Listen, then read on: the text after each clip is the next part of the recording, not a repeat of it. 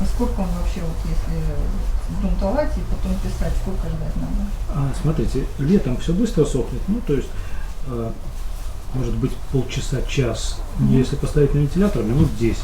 Или феном пройтись, если торопишься, можно обычным феном пройтись. Но даже еще по неподсохшему уже можно начинать писать. Все равно он высохнет в процессе работы, смешиваемости нету между маслом и, собственно, это водный состав, он не токсичный абсолютно. Так, вот так вот разнесли. Ставим, можно поставить на вентилятор, чтобы чуть-чуть схватился вот это вот, чтобы чуть-чуть загустела субстанция. Так, вот он немножко схватился. И обычным каким-нибудь мастихином, желательно даже не очень качественным, чтобы он такой был, вот у меня весь в клею, там. Нам не нужно качественное снятие, нам нужно вот такое, чтобы полосочки всякие оставались. Да, холст ставим в косые лучи, чтобы был свет с одной стороны. Там, где будет живопись, ну, собственно, прописанная что-то, стараемся снять грунт. Здесь уже слой какой-то там доля миллиметра есть. Вот этот шершавый эффект он все равно останется. А вот это уже нам для фактуры. Я даже многовато нанес ее, излишки сниму. Вот так, смотрите, сносим, например, вот сюда, и потом без давления как-то вот так творожисто раскидываем с эффектом штукатурки какой-то.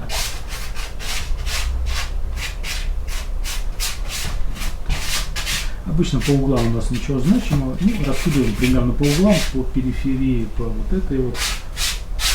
У нас на это вот буквально минут 5-10 есть повозиться, пока она не начнет густеть. То есть времени вполне достаточно, чтобы создать,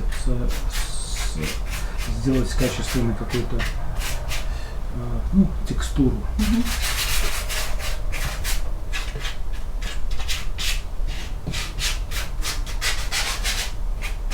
Можно побаловаться всякими расчесочками, большими, маленькими.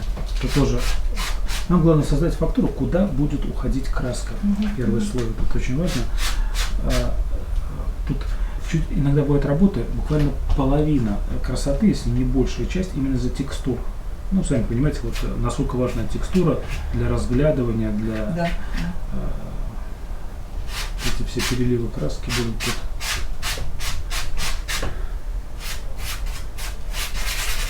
Можно пакетами, можно фольгой, можно роликами. Ну, тут, да, кстати, ее можно было красить, она очень легко красится как акрилом, гуашью, акварелью, чем угодно, так даже маслом. Можно маслом перетереть, сэмульгировать, прямо на холсте перетереть в эмульсию и уже масляная, кстати, получается так называемый эмульсионный грунт, и он самый лучший считается, самым высококачественным.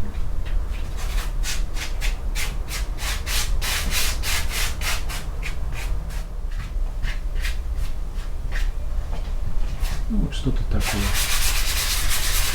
Серединку можно немножко растереть. Даже по ней можно, кстати, ставить вот таких царапок, это тоже неплохо. Это тоже немножко обогащает. Несмотря на то, что он такой тонкий, все равно это все видно. Да. Сюда можно повклеивать что-то, ну это уже для совсем абстрактно, для декоративных работ. Там, взять копеечки, там, листики, тряпочки, там всякие. Это клей, мощнейший клей, это очень крепкий клей, он будет держать все что угодно. Так, ну ладно, вам я уже сделал что-то подобное, будем уже по сухим работать. Да, инструмент отмываем, стараемся, потому что это такая вещь, она очень мощная, очень трудно потом отмыть инструмент. Вот хризантемка, вот на ее основе будем делать картину. Нам достаточно одного цветка.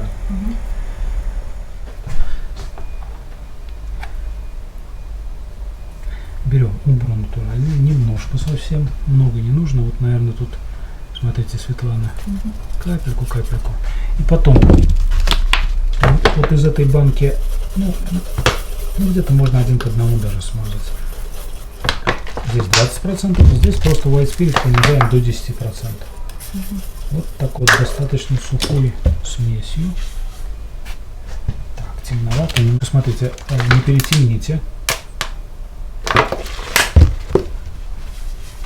Штука кроющая очень. Вот примерно вот так вот прищуриваемся, с кожи руки сравниваем, чтобы не было темнее.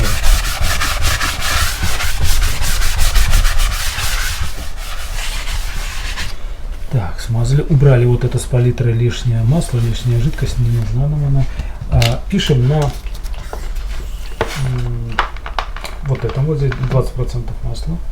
20% масла, 20 white spirit, да? Нет, 80 соответственно white spirit. Ой, 80 white spirit. Сюда можно добавить лак. Вы знаете, может добавим лака, чтобы быстрее все тут цеплялось.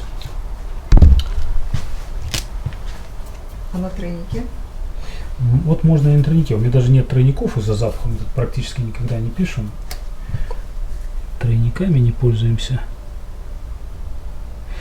Да, и смотрите, такой момент. Лак практически, ну, он очень плохо разбавляется white spirit. Скипидар его хорошо растворяет, white spirit не очень хорошо. То есть вы немножко его размешайте, чтобы он не был в связанном виде, там не плавал. То же самое сделайте себе. Немного, много не нужно, а то будет слишком хватать краску. Так, теперь композицию делаем. Отсюда нам нужно сочетание. Вот нужен цвет, всего лишь красный цвет, ну и возможно вот эти вот цвет листьев. И вот эта картинка нам нужна, чтобы не было страшно. Поставим ее рядышком, будем смотреть на нее. Без картинки, конечно, страшновато писать. Из головы так, из здоровой головы ничего особо толкового не вытянешь.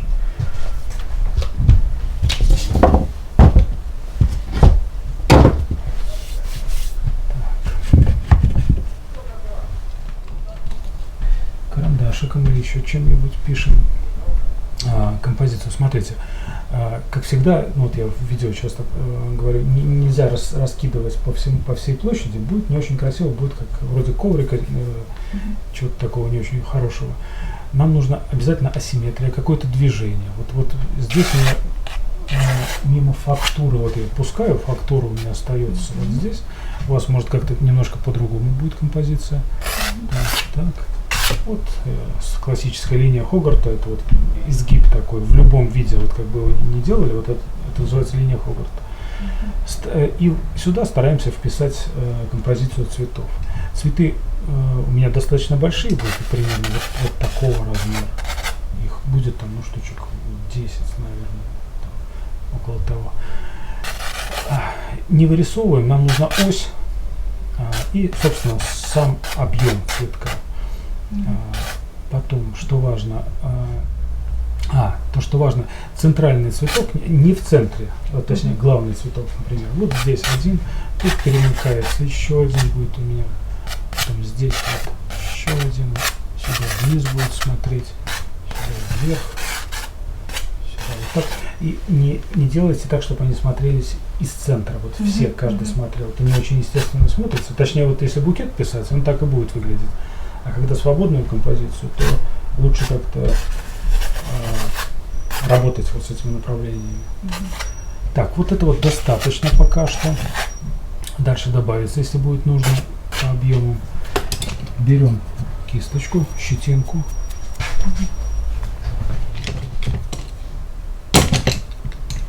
Даже вот такую истертую можно взять, чтобы она пожестче была. Вот на этом грунте она именно и жесткая щетина и работает. Она, смотрите, вот очень качественно втирает. На скользком грунте, конечно, у нас были под ней белые пятнышки такие, то есть белые полосочки. Здесь можно работать, кисть работает до конца. Вот она уже там пенек остается, но все равно еще может рисовать по таким грунтам достаточно качественно. Определяемся с подкладочкой. Это кадмий красный светлый и, наверное, Марс оранжевый нужен. Немножко Марс оранжевый. Для самых темных таких мест, которые вот в профиле у нас будет, можно вместо кадмия, можно фиолетовый, как дополнительно он тоже примерно тоже даст тот же оттенок, тоже тот же цвет. Вот чувствуете, вот здесь в некоторых местах очень темно. Вот прищуримся, Да, смотрим, да. не боимся, прям берем вот этот Марс оранжевый немножко. Сюда. Пока. И без белил, смотрите, вот это важно, цветы насыщенные. Здесь внутри с оранжевым немножко, периферия. Да, немножко можете разбавлять. Первый слой нам нужен густой, но поскольку здесь лак, то капельку можно захватывать. Что важно, смотрите, не делайте их большими, мы пока рисуем только серединку. Вот буквально вплоть до вот этих вот, там где просветы есть. Вот эту центральную часть. Мы потом обрежем фоном, а потом на фон уже будем заходить. Более прозрачный. Да.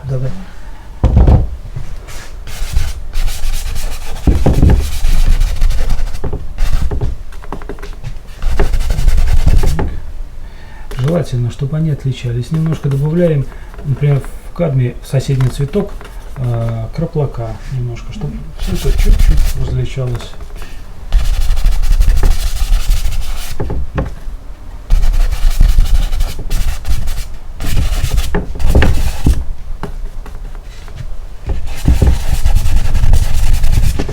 Тонким слоем натирайте, тонким, но не прозрачным.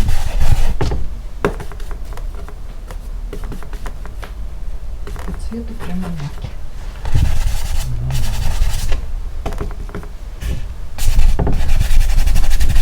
Но это внутренние тени, они, да. внутренняя тень, она должна чаще более насыщена, поскольку свет выбеливает, а белый цвет, он как бы ахроматик, в нем нет насыщенности, поэтому...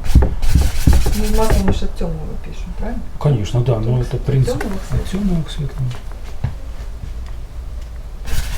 Это там, где есть множество чего-то, например, куст, волосы, цветок вот этот в данном случае. То есть нам выгоднее сначала внутреннюю тень, потом промежуточные, а потом свет. То есть это чисто технологически так устроено масло, что так легче. Если какие-то ровные пятна, какие-то, например, пятно неба, там мы не пишем от темного к свету, мы берем сразу вот этот цвет неба и все. А вот там, где множество деталей друг на друге, тогда вот и нужен вот эта вот последовательность от темного к свету. Трава, деревья, там, ну что бы то ни было. Вот. Обычно темное лежит дальше, поскольку поэтому мы пишем сначала дальнее, вот, например, кусты какие-то, там тени, они внутри, они дальше, потом полутеневые чуть ближе, а свет еще светлее. Вот так вот устроена техника. Да, не забываем про теневые, сразу какую-нибудь закладываем в тень. Вот я друг за друга проложу вот этот теневой у меня будет. И, наверное, вот здесь какой-нибудь теневой. Вы, Светлана, кстати, лучше, наверное, не Марсом оранжевым, а все-таки фиолетовым. Почему? Потому что если вы напортачите немножко с цветом, размажете, потом придется снимать, и будет много коричневого, и цветы приобретут коричневый оттенок. С фиолетовым такого не произойдет, они будут просто холоднее.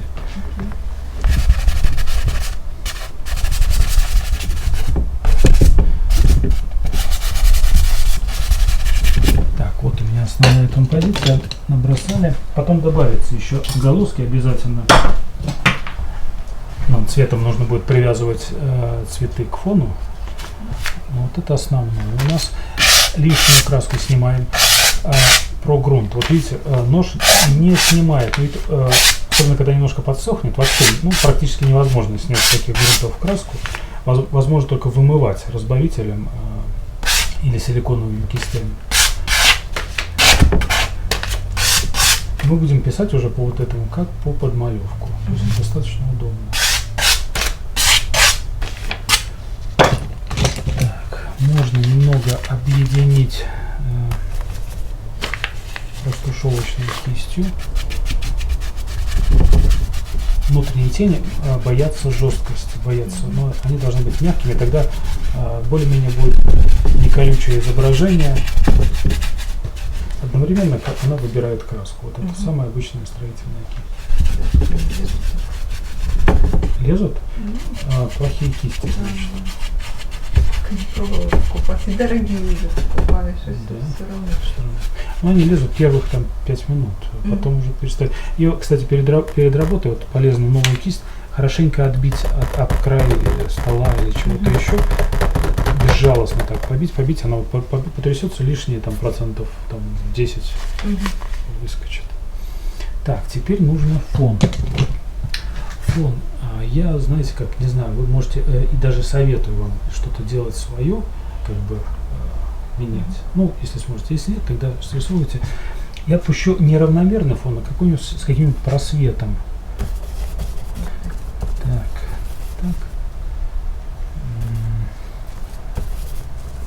Основной у меня будет умбра. Так, я сделал вот какой-то вот тут такой косой просвет. Все это будет достаточно темно, вот эти две, это будет светлое что-то.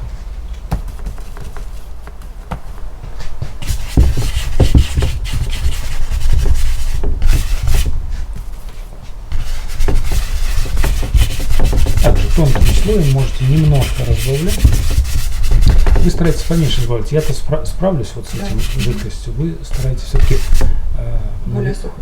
Да, навязать немножко краску. Так.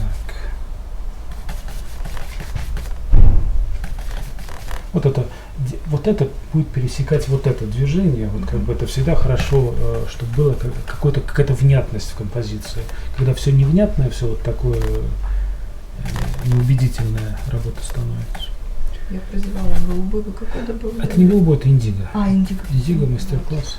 Просто я чувствую, вот я вчера готовил палитру, тут, скорее всего, через индиго будем брать зелень. Если до зелени вообще дойдет, она не всегда ей нужна. Так, вот здесь у меня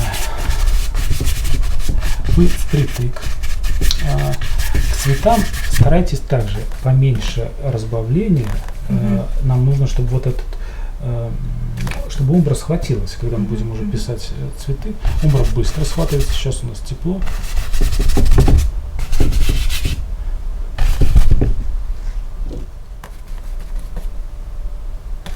Темноты не бойтесь, мы еще высветлим все. Особенно вот здесь в средней части хорошо сделать прям без белил вот эту умбру раскладываете. Темнота будет выталкивать цветы немножко.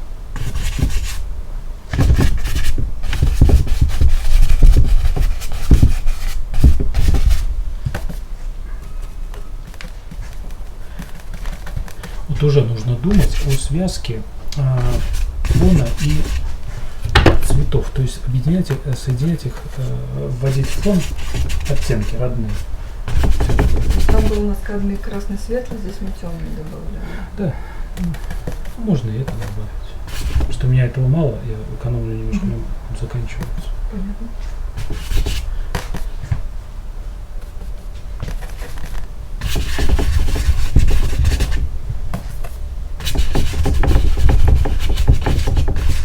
Смотреть желательно широко. Вот я пишу этот угол, я вижу всю работу, чтобы вот это не противоречило, чтобы цельность была какая-то цветовая.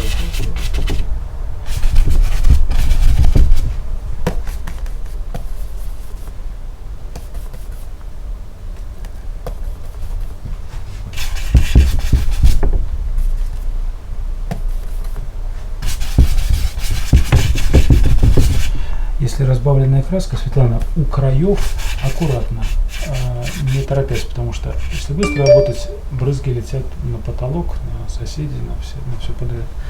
А здесь можно сколько угодно, брызги не летят в центр.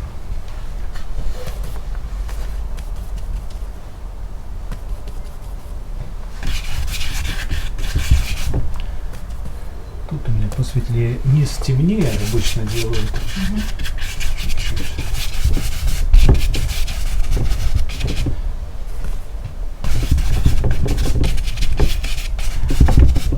Так, без просветов, смотрите, без контуров. Сразу соединяйте с заготовочкой.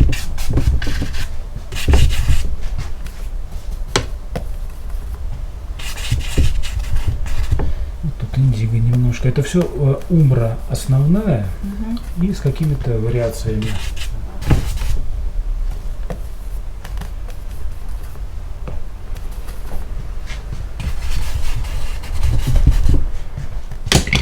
Большим ножиком снимаем излишки.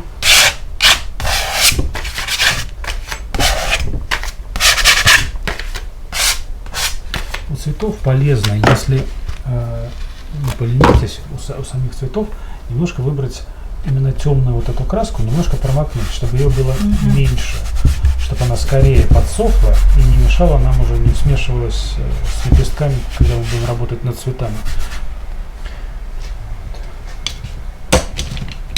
Только желательно подождать немножко, пока она отдаст, да, тогда не будет вот этого эффекта снятия краски полного. Она возьмет то, что нужно, только верхнюю часть. Вот также можно немножко смягчить все вот это. Ну вот этот первый этап, он самый важный, самый главный. Он определяет работу, получится она, не получится. Ну, точнее, ее можно как-то кардинально уже не изменишь ее. Она уже будет диктовать все последующее, вот эта вот заготовка. Ее можно как-то перегибать, ломать на свою сторону, но это очень трудно. Будет результат грязный. Так что вот над этим этапом нужно внимательно поработать. Так, Светлана, пускай сохнет у меня. Вы сейчас делаете то же самое, не торопитесь. Так, теперь натираем, делаем сначала окружение для фона. Идем на высветление. Ножиком густую краску старайтесь без разбавления. Также если разбавлять, только не чуть-чуть. Идем на высветление более светлыми оттенками. Или же ножом, или же маленькой растушевочкой, строительной кисточкой вот такой. Она чем хороша, у нее длинный ворс, особенно у новых, они такие длинные, и все это удобно делается. Мы берем белилки. Ну не чистые белила, я их буду перетирать с этими красками. Нам нужно несколько проходов. Посмотрите, вот она подсохла, сколько прошло, минут 10, наверное. Да. Очень качественно сейчас кладется вот эта пыльца, так сказать, на фактуру. В несколько оттенков, то есть не просто светлый на темном, а их несколько должно быть, несколько разные степени тональной светлоты и температуры разные. Это уже по вкусу, вот здесь уже законов нет никаких, просто по вкусу. Вот здесь перебелка немножко. Вот можно прямо вот с этими оттенками, с нашими. Рисуем венецианскую штукатурку или что-то, вот я не знаю, какую-то вот атмосферу создаем для цветов. Да, очень важно, чтобы эти разные углы выглядели немножко по-разному, как по степени перетертости вот этой, по температурам, по свету, по тону, чтобы не было монотонности. Но у нас и так уже монотонности не будет, у нас разбивает вот эта полоса внятная такая, уже не будет. Но все равно старайтесь, чтобы этот уголок отличился от этого. Например, здесь у меня теплее будет, тут вот явно холоднее, пойду через бирюзу. Единственное, смотрите, бирюза штука яркая, не забывайте, ее обязательно нужно чем-то окультуривать, хоть черный. Вот можете, да, сажей. Это, кстати, это индиго. Да, через индиго. Без давления, не вдавливаем. Легко сбрасываем на нашу фактуру. Происходит так называемое патинирование, рисунок по выступам. И жидко не разбавляем. Если краску разбавить жидко, она также может утонуть. И этот эффект он исчезнет. Теряется. Так, можно охры взять.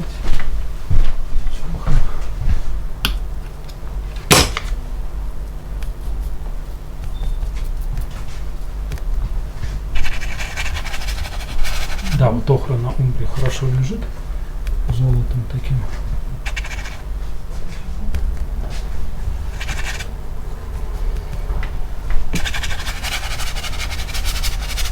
Да, и затирайте, сразу заходите на заготовки.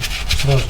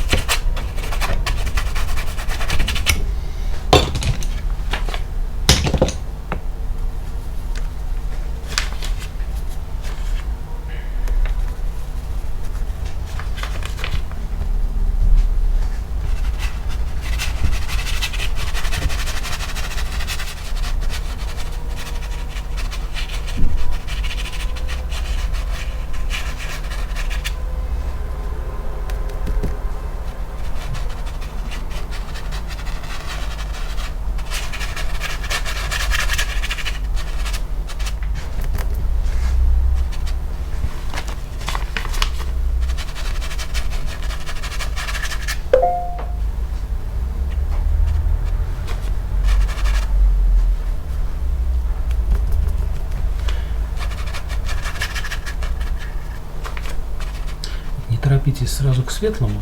Сначала промежуточные какие-то, потом чуть-чуть подсыхает, проходит время, еще проходит.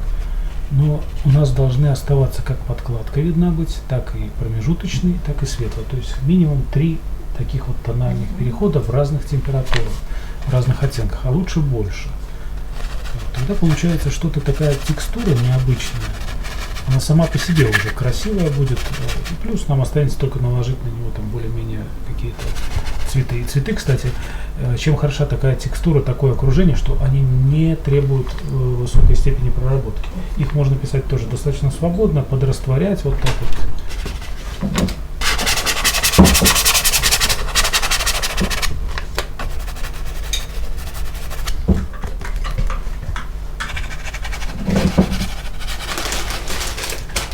Смотрите, тут охра и сразу же береза. Понимаете?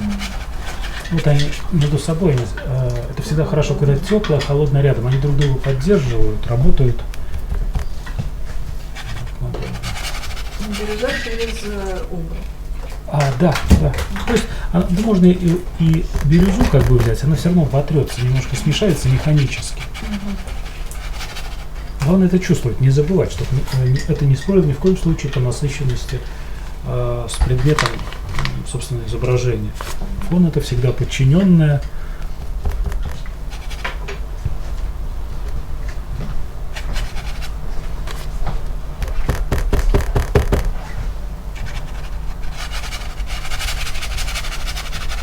Да, пестреть ничего не должно вот на этом фоне. Вот здесь уже даже пестровато чуть-чуть. Можно чуть-чуть вот.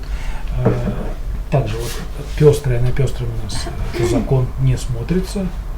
Цветок у нас более-менее пестрым будет, поэтому фон у нас должен быть спокойный. Но в том числе на каждом каком-то участке, на каждом квадрате фона должна быть много информации, чтобы у вас было за что рассмотреть. Да. Чтобы он не убегал оттуда сразу. Вот с ровного участка, хотя и ровные участки кое-где должны присутствовать, с ровного участка глазу хочется сразу убежать на то место, где есть контрастность какая-то, информация.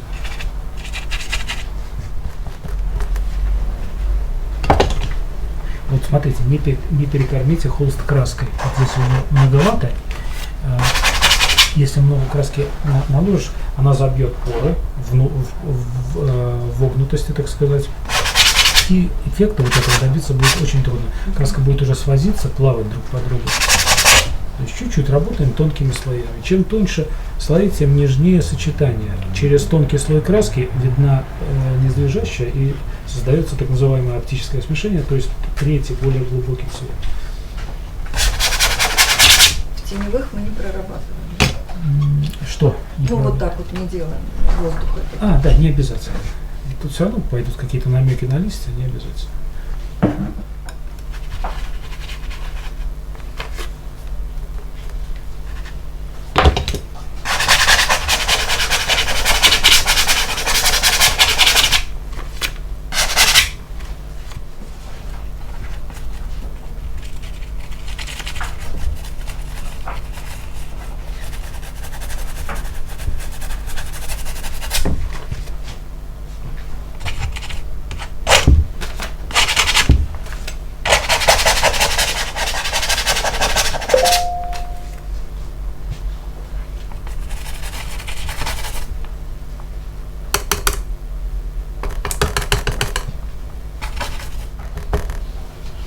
Здесь нужно почаще отходить. Я умею смотреть широко, я вижу, вот, я смотрю, все время не забываю про вот эти оттенки. Вы отходите, пока еще вообще, если не умеете смотреть на работу, отходите, чтобы была вот такая какая-то атмосфера. И помните то, что они должны быть немножко различные. Ну, все, о чем я говорил, вы это вспоминаете.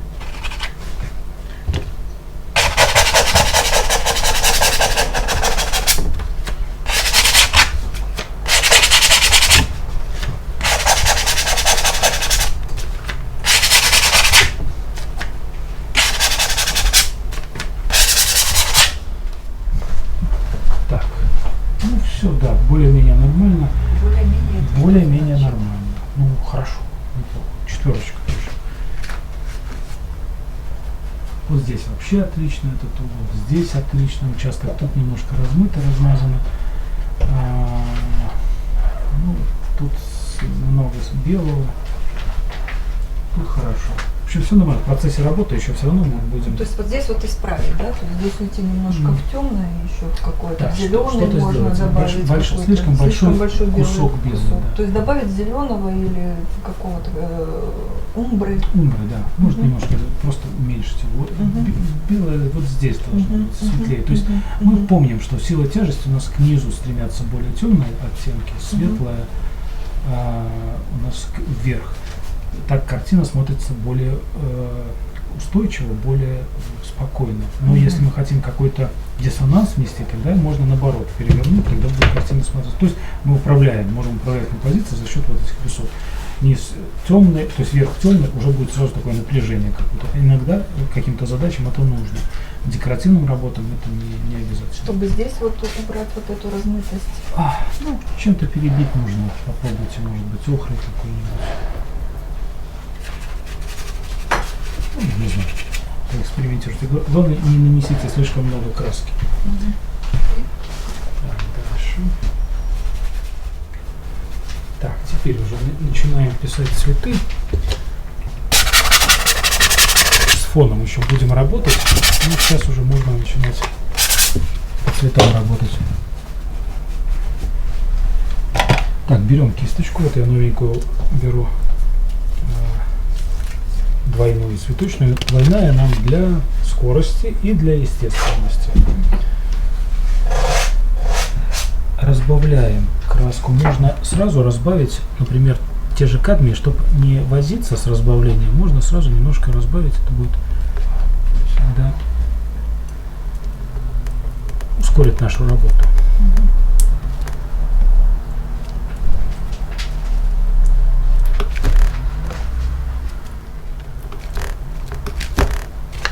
То же самое оранжевое можно краски разбавить.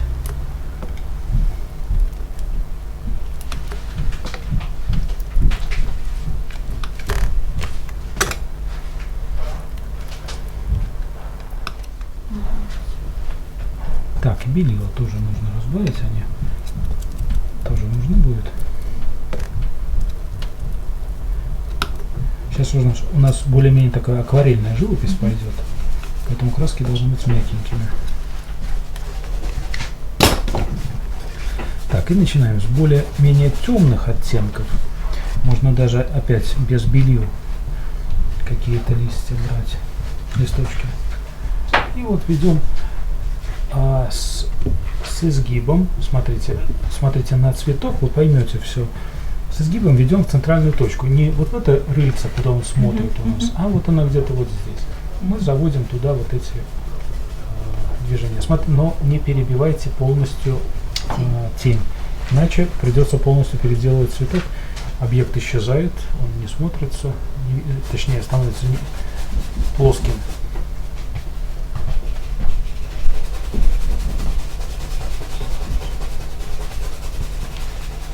Да, краску я разбавляю еще.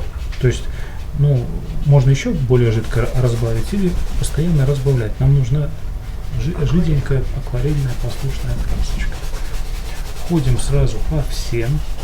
Вы не торопитесь, я быстро работаю, уже я понимаю вот эту вот пластику цветов.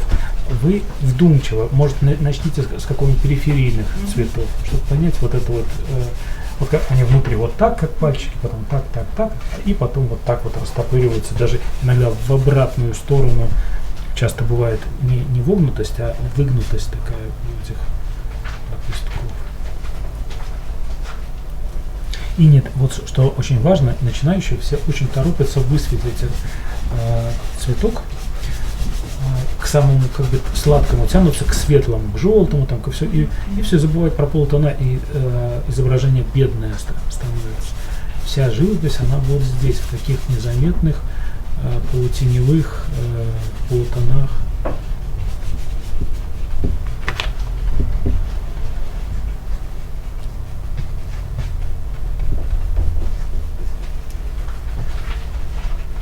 Вот смотрите, уже сколько прошло? Около, меньше часа, наверное, уже не цепляет умбра. Это даже не столько из-за лака, это из-за самой свойства умбра ленинградской, она очень быстро сохнет, как и многие коричневые земляные краски. Это удобно. Вот делать расчет на это, чтобы они подсохли, уже не будут смешиваемости.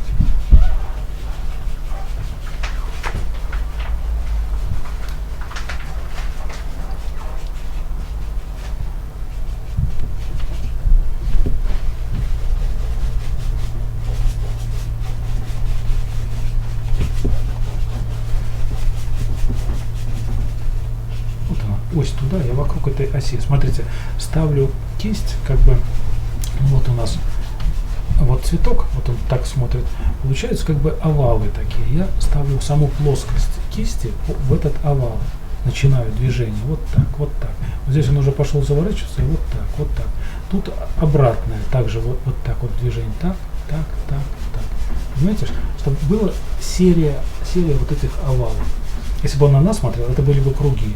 Когда он плоско, тут вообще овал узкий такой. То есть вот ставим так, так, так, так, так, так. Тут то же самое. Так, так, так, так, так. Вот. То же самое касается больших радиусов вот этих.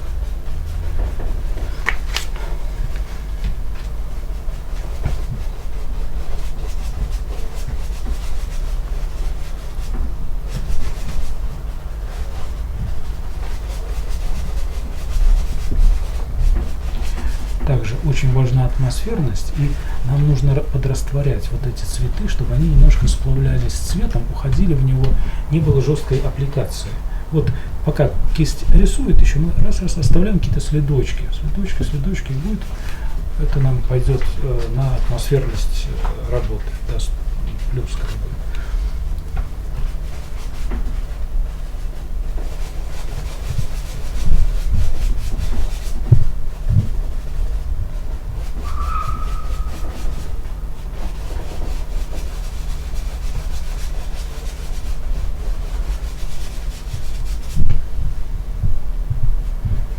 Сразу пока что это рано еще, но я просто даю как бы для понятия, вот, насколько тонально будет. Ну, то есть мы проверяем за счет вот этого тона, насколько правильно мы взяли вот эти оттенки. Но вы пока не торопитесь, вы постепенно подберетесь к этому.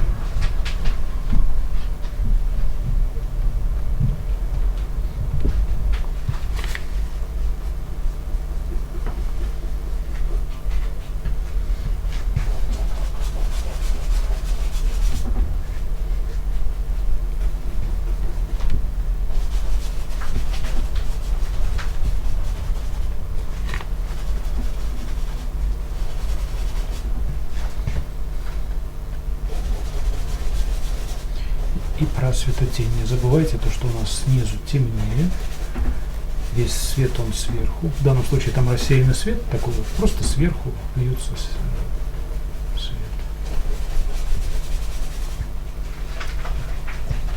Нету определенного луча. Да, у нас он просто сверху идет. Так проще. Писать для начинающего. Ну, ей же можно и боком рисовать, она получится как одиночная. Да, и можно, да, вот один раз ударить, вот другую взять, она будет писать один листочек.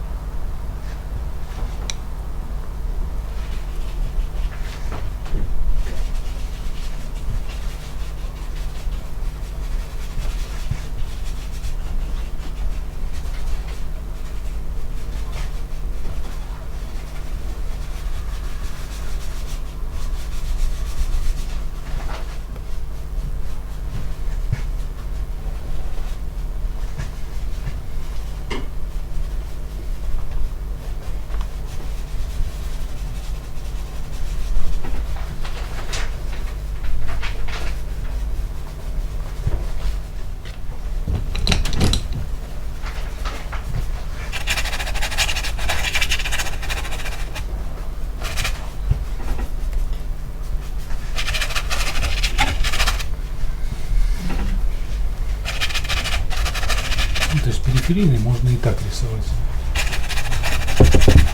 То есть они там просто в дымке угадывают? Да, да, да. Мы пишем не цветы на сером фоне, а сон на цветах. Вот если так. Сон на цветах? Да, Хорошее какое-то название. воображение, что ли. Вот тогда картина получается художественной. Это элемент художественный. А когда просто жестко выписать, еще и постараться ботанически, тут палочки приделать, художественность исчезает, как бы такая наивность привносится. Если это мастерски сделать, то есть выписать все, тогда, конечно, хорошо. Но если мы не умеем писать, если у нас нет времени, тогда все это очень четко, наивность это считывается. И такой вот да, дилетантизм, он выходит. А вот так писать может человек, который не, собственно, мало опыта, им не нужно прорисовывать уметь, главное вот видеть картину в цвете, цвет, вот, как-то художественно решать задачу.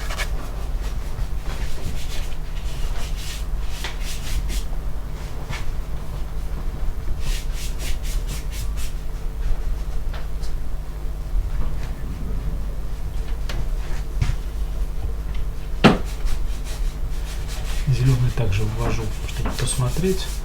Не знаю, может быть, такой холодный не подойдет. Просится все-таки теплое что-то. Надеюсь, бывают и теплые листья. Не знаю. Но нам это не так важно. Да. Нам важнее сделать целостность тональную. Смотрите, все-таки вот эти холодные оттенки, я думаю, что не лягут. Может, где-то подложим вот эти. Они на самом деле у них холодные, но вот эта композиция что-то просит у меня, по крайней мере, теплых, таких оливкового зеленого.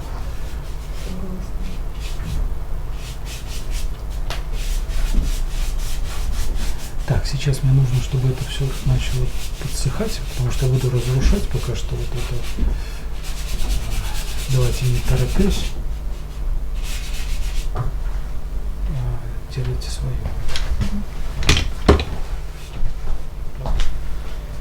Так, Светлана, давайте-ка запишем. Так, хорошо. Хорошо, не разберили, все нормально. Пока без белья. Пока без белья. Хорошо, да. Все правильно, добавьте темноты вот здесь. Пока все отлично. Так, теперь смотрите, вот прошло там сколько, 20 минут. Можно немножко подразрушить то, что сделал. Опять же, для атмосферности. Не везде, с края, да? Да, центральные не нужны. И так вот можно вот этот красный растащить. Да, вот она уже схватилась с утра, хотя на самом деле через сутки прочность наберет паста, фактура наша. Но уже можно смело ее, она уже не снимется, то есть она уже как такой вот мягкий камень.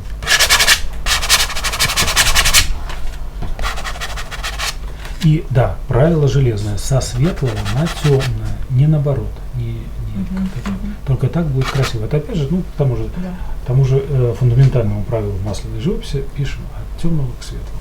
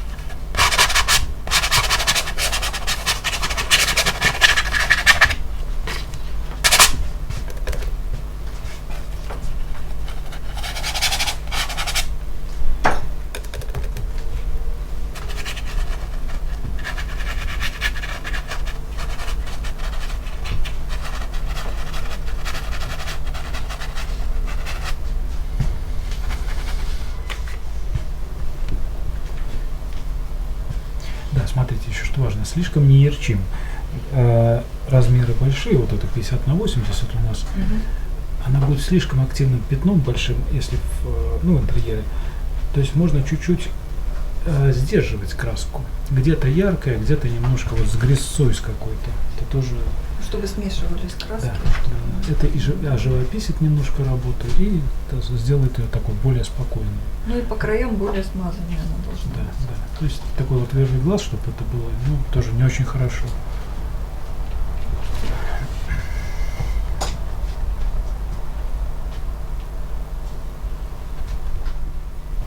Вот я увожу уже такие более грязненькие оттенки, краплака добавляю, фиолетовых оттенков. То есть с белилками, вот это С белилами, вот, да. уже мы идем с белилами на высветление, но с более грязными тонами. Да. Более спокойно. С более спокойно. То есть мы сначала вывели бликами, как бы такие бликующие лепестки сделали. Ну, получилось так, да. Но можно наоборот, да? Ну, возможно, да. Да, можно и так. Способов решения несколько, как всегда, много. Результат будет разный. Тут пошло вот так. Таких жестких законов как бы нету, совсем уж жестких. Просто идем от светлого к темному. Один закон.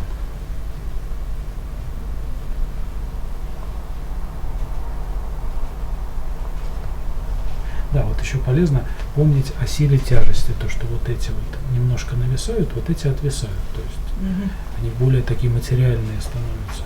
Там этого не видно, он слишком крепенький, но вот хорошо иногда показывать в разных цветах, что все-таки есть вес. Я искала, чтобы они были растрепанные, не нашла такого понимания.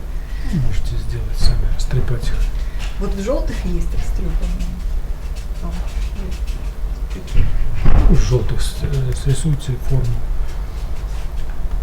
растрепите ее.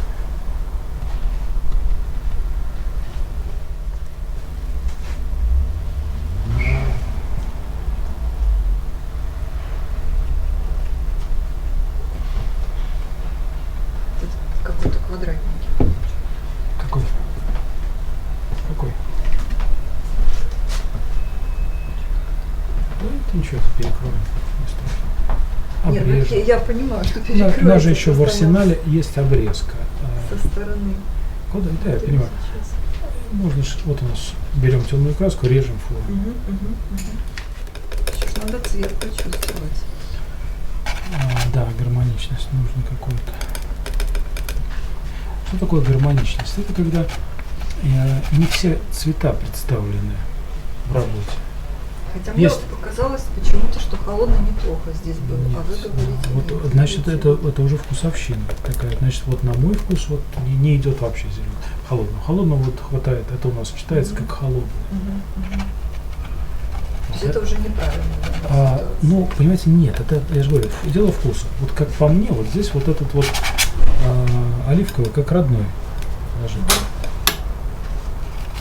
А это важнее, чем натуральность, целостность картины, поэтому цветовая. и спрашивают про целостность больше. Значит, одно дело, одному нравится, другому не нравится, другое дело правильно. Это вот как можно рассчитывать, точнее, как по аналогии с музыкой. Вот тут вот туда она потянула. Вот холодная нота не идет, а вот теплая нота оливковая, она подходит сюда. Она подходит к этому красному. Холодная, она слишком диаметрально противоположна, слишком большой контраст между горячим вот этим и холодными листьями. Слишком. В природе возможно так, но мы как художники мы имеем полное право изменить это.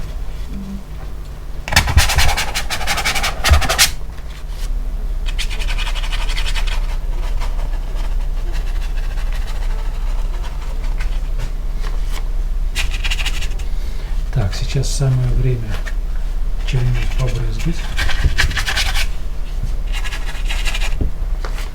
Вы как хотите, я побрызгаю свое. Ну, то есть еще листиков мы не будем делать. Пока нет. Потом посмотрим. Одного-двух достаточно будет, да, чтобы понять, что это, представить себе, что там были листики. Да, что это хоризонтально. Сейчас я немножко разбавлю краску. Так, смотрите, белил немножко и, как всегда, бирюза. Кстати, не бирюза, можно в нашем случае и умброй. Ну ладно, попробуем бирюзу. Смотрите, совсем немножко берем. Тут почти нет этой краски, даже ее много. И white спиритом или скипидаром разбавляем. Именно white спиритом, чтобы это быстро выветрилось. Разбавляем до состояния водички. Там пишет? Пишем, да. Теперь кладем на пол.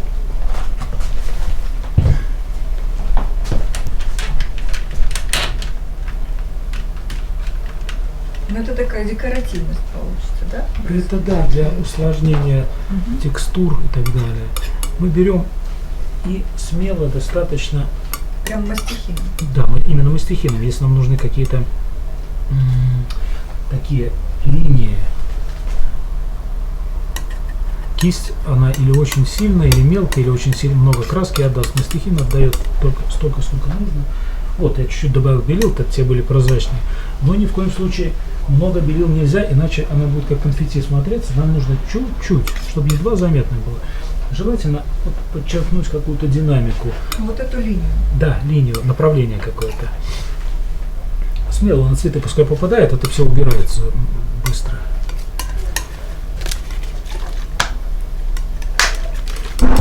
Можно еще какие-нибудь оттенки дать.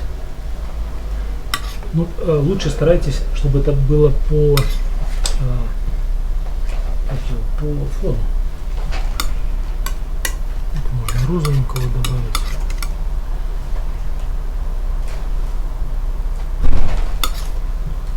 Мы делаем все равно по одной линии. То есть вот так вот не машем, а линия будет Ну, в зависимости от задачи, смотрите. Ну, в данной ситуации у нас линия, поэтому мы делаем по линии. Да. Я ее как-то хочу показать, подчеркнуть вот эту направленность какую-то. Все лишнее мы сейчас будем убирать. Так, можно минутку. Да, чтобы она проветрилась, сразу ставить нельзя. Да, минутки достаточно, чтобы white spirit выветрился и краска как бы стала ножиком или вот растушевочкой. Вот там, где не нужно, в одно движение, раз и все, и нету. Краски здесь у нас нету.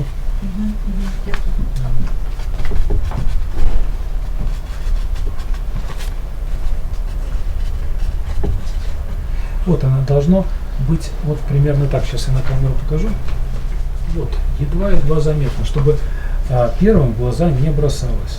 Чуть-чуть, можно даже притоптать. Можно, когда подсохнет, немножко вот подснять его, чтобы вот эта очевидность этого приема не бросалась нам первым делом в глаза. Вот это я оставляю, вот это хорошо. Вот это все лишнее мы одно движение мы исправляем. Вот здесь она ни к чему. Там справа на цветочке. Да, вот это тоже берется.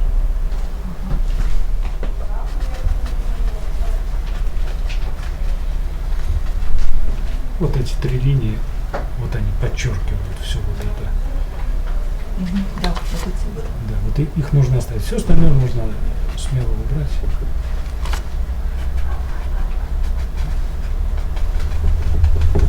Можно, кстати, вот так притаптывать, чтобы все-таки следы остались от этих капелек. Да, и помним, что только на осветлении, вот светлым, тут умудряются темным брызгать, какими-то темными краски разводят. Это все очень некрасиво смотрится, как такое дешевое конфетти какое-то. Ничего.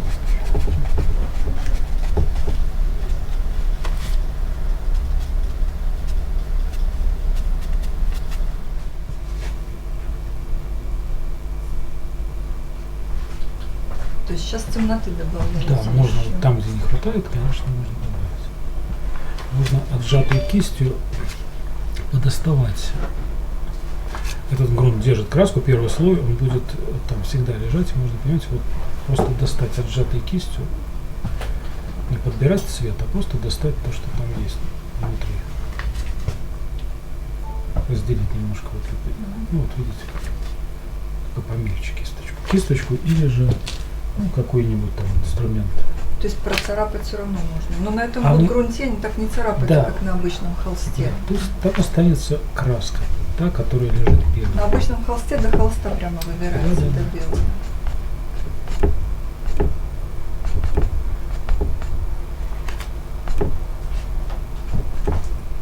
То есть не нужно подбирать цвет, чтобы тень подложить, достаточно просто выцарапать ее. И все, без всякого труда он становится органичным этому цветку. А если бы мы подбирали, уже немножко ошибки были. Вот обычно полукруглый такой кончиком кисти.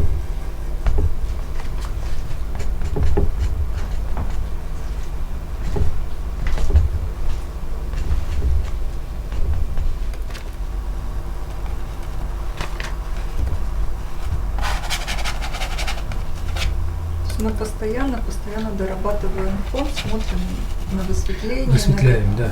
Как правило, вот идем все такими несколько подходов, мы все больше и больше. То есть мы вот здесь высветлили цветы, фон потух немножко, высветлили свет, цветы немножко потухли. И вот так тихонечко такими ступеньками поднимаемся к нужной степени светлоты.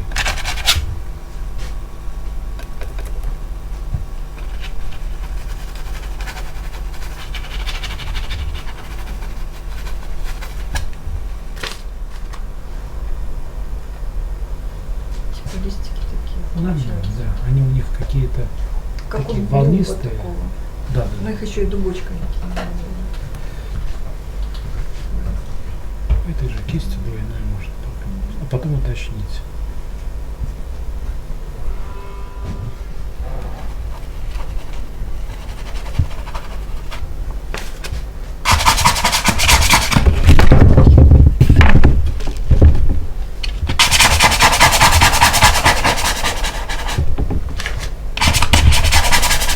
Применять физическую силу вот для вот этого оштукатуривания, что ли. Но он тогда получается как бы соединяется вся краска. Да. Соединяется и сразу приобретает эффект состаренности какой-то. Сразу, как будто эффект фрески, что ли.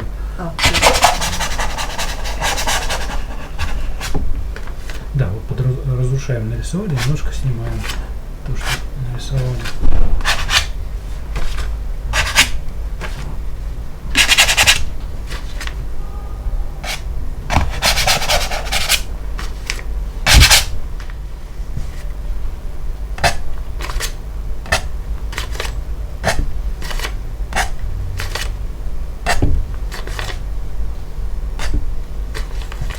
Получается, мастихином снимать, но до краски, не до белого холста. Да, до белого очень трудно добраться. Это и недостаток этого холста, ну точнее как, трудно, ошибки он не очень прощает, если ты в первом слое ошибся, но зато очень помогает потом вот в работе. Ты пишешь как по подмалевку, очень качественно, как будто уже подмалевок. С другой стороны, этот подмалевок, он не сухой, он еще подвижный, его можно исправлять, немножко тереть. То есть удобно. Именно для живописи в один сеанс это очень удобный грунт. Такой вот, держащий краску. Да, тут еще такой композиция несколько легковесна, кажется. Вот на первый взгляд не хватает немножко цветов. Когда оденется рама, все станет на свои места. То есть не нужно жадничать и везде вот разбрасывать. Воздух оставаться. Обязательно. Вот процентов там 50 минимум должно остаться. Оно плохо. Но это американская живопись сейчас такая, что они прямо вот заполняют полностью холст во все углы, во все, то есть его считается. Так, давайте работайте. Так, а вот теперь скажите, мне вот подснять надо теперь, как вы, и вот здесь вот подрезать, да, его, как вот теперь нужно сделать, исправить. Еще раз. Ну, подснять мастихином. Да, нужно немножко снять лишнее.